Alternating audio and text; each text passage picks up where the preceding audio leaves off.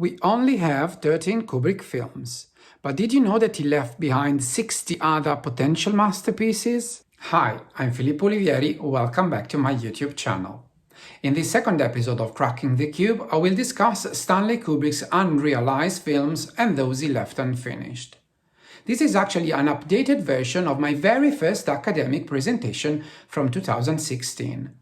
Compiling a comprehensive list of the film projects that Kubrick considered was something that I had been toying with for a while, until a conference at a university in Leicester pushed me to do it for real. At that time I had found 49 distinct film ideas, but since then, thanks to more research, I have expanded my list to around 60 projects. Let's see how many you didn't know.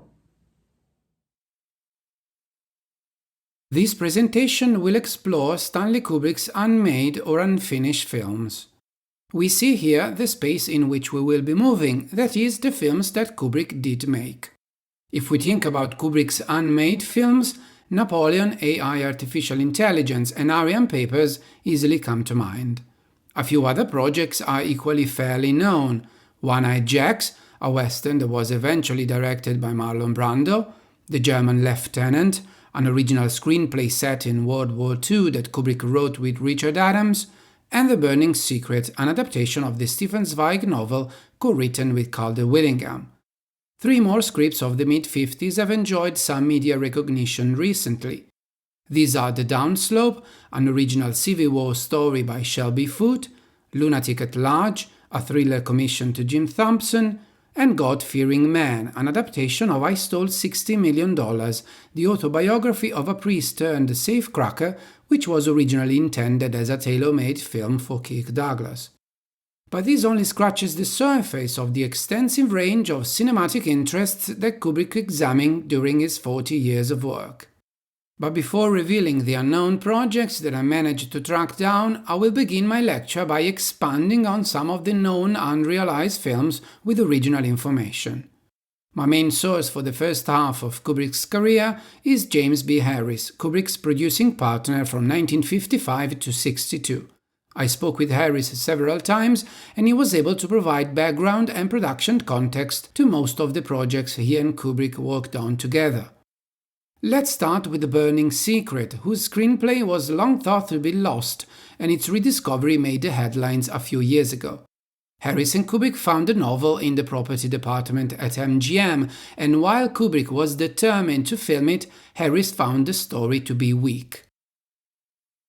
It's a one-line joke. At the end, the wife looks at the son and puts her fingers to her lips to tell him to be quiet and not reveal that she had an affair. It was a very weak story, I thought, and I wasn't in favor of even developing it. But Kubrick was insisted on it, and because I think he had a great appreciation for Stefan Zweig. I would add that Kubrick had an appreciation for Austrian literature in general, as it is shown not only by his 30-year-long interest in Arthur Schnitzler's Traumnovelle, the literary source of Eyes Wide Shut, but also by another work by Schnitzler that Harris revealed they wanted to adapt in this period.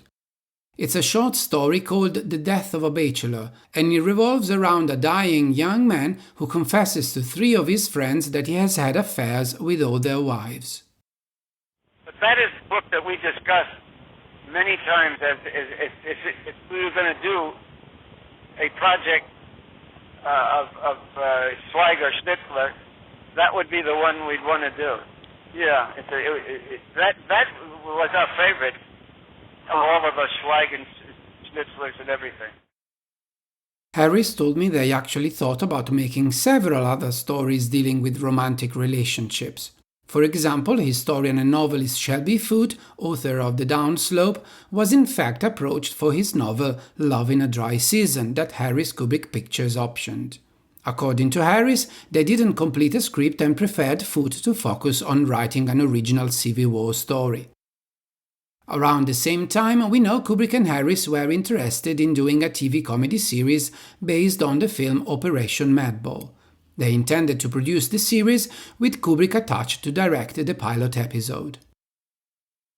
Yeah, Kubrick and I were both very impressed with Ernie Kovac's performance in Operation Madball. And we thought that the character that he played in Operation Madball would make an excellent character for a series of a overblown commandant of a boys' military academy, of which the structure would usually be that the little boys would deflate or take terrible advantage of the commandant.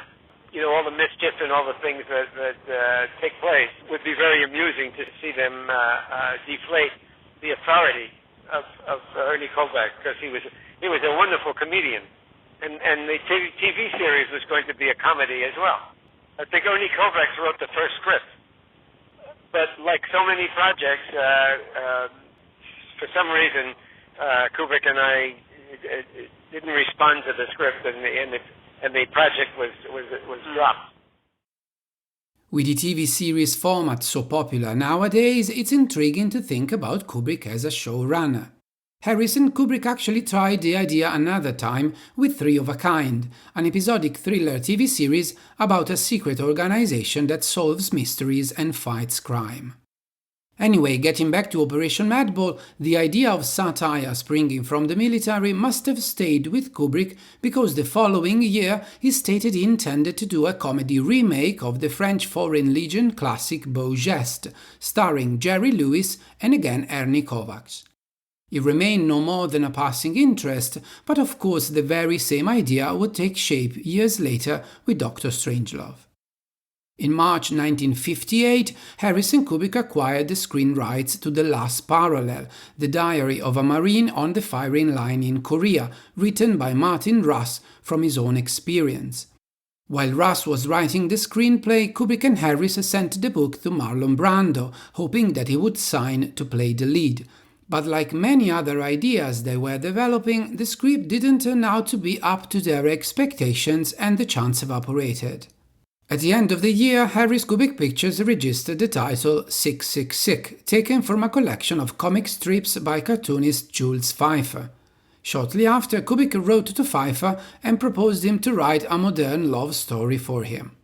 I contacted Feiffer to inquire about his meetings with Kubrick, and he replied succinctly, "I remember nothing about my meetings with Stanley other than that we liked and admired each other and could agree on nothing," which sounds very much like a closing line for one of Pfeiffer's own caustic strips.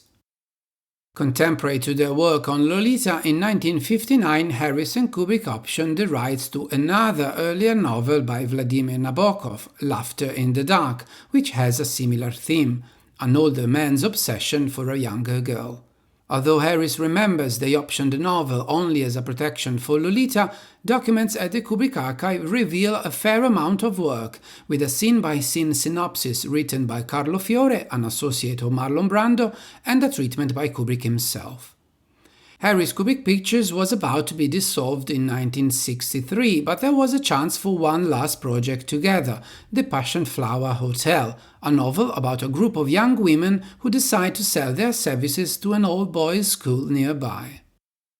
He was actually preparing Dr. Strangelove at that time, and I went to London to try to acquire the rights for the Passion Flower Hotel. But I could not make a deal with the person who owned them. He was I couldn't finalize the deal, so we never did that. But we were interested, even though I had left to want to be a director on my own. We felt very strongly about doing that film, and so we decided that maybe one more together. Let's now jump a few years forward to start bringing some unknown unmade films to light. The novelist John le Carre is another person I interviewed to draw information from, and he revealed to me 2 crime projects that Kubrick mulled over. The first was an adaptation of le Carre's novel A Perfect Spy. He wanted to make a motion picture of A Perfect Spy. After it had been bought by the BBC, then he offered himself to the BBC to direct it. But the BBC looked at his record for how long he took to make a movie and how expensive his movies were, and understandably they resisted his approaches. 2 years later, Kubrick tried to have Le Carre write a film based on the life of Henri Déricourt, a controversial leader of the French resistance who worked for one of the branches of British intelligence. He was supposed to have betrayed his network because a rival British organization, intelligence organization, encouraged him to do that. And I didn't believe the story, and I thought that it was a piece of espionage, science fiction, if you will, and I thought it was wrong to play around with real-life characters in that way, and so I didn't go with it. But Kubrick was not deterred and went on with the project by optioning a book, All the King's Men by Robert Marshall.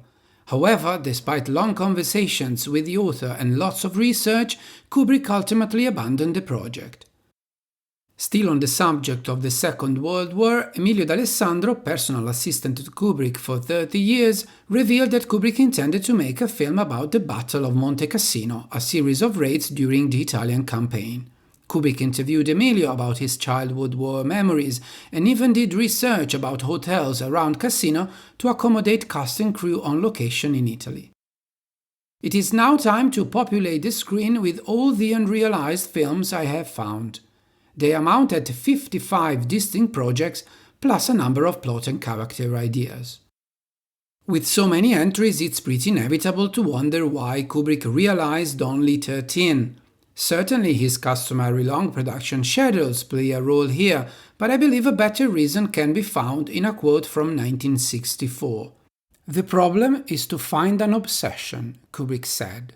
"I get a lot of flesh things that are interesting only for a couple of weeks. Then I see they are full of holes and I'm not really interested." Kubrick was very careful before fully dedicating himself to a project. "Fortunately, I've never chosen a story where the excitement hasn't gone the distance," he said. "It would be a terrible thing if it didn't." And when he did find something that had enough obsessional quality, as he once put it, this wouldn't automatically grant a success either. Kubrick's struggle in realizing a project is best observed by looking at his long-lasting obsessions, the pet projects that he returned to as soon as he had finished with a film. We saw his interest in the American Civil War started around 1956 when he approached Shelby Foote. After Foote wrote The Downslope in novel form, Kubrick began to translate it in movie terms in 1958 when he changed the title in the 7th Virginia Cavalry Riders and then simply in the Virginia Riders. The project didn't materialize at that time because Gregory Peck, who was supposed to star, didn't like the script. Even if no actual attempt was made to revive the project right away, Kubrick continued to think about the Civil War for his entire career. He spoke about his desire to make a film on the subject after Dr. Strangelove, revealing his interest in using Matthew Brady's historic photographs as a visual inspiration, and he continued to do research on the Civil War in the early 80s when he considered another novel by Foote, Shiloh. In the end, Kubrick amassed 112 books on the Civil War, a collection which rivaled his Napoleonic library. Speaking about Napoleon, we know Kubrick began researching the project when he was still in the midst of making 2001: A Space Odyssey in 1967. He proposed the film to MGM the next year, but budgetary concerns and 3 more films about the French Emperor prevented him from starting production. Kubrick then found an agreement with United Artists in 1969, but production dragged on again until he brought the project to Warner Brothers, where he kept trying to realize the epic biopic for the rest of his life.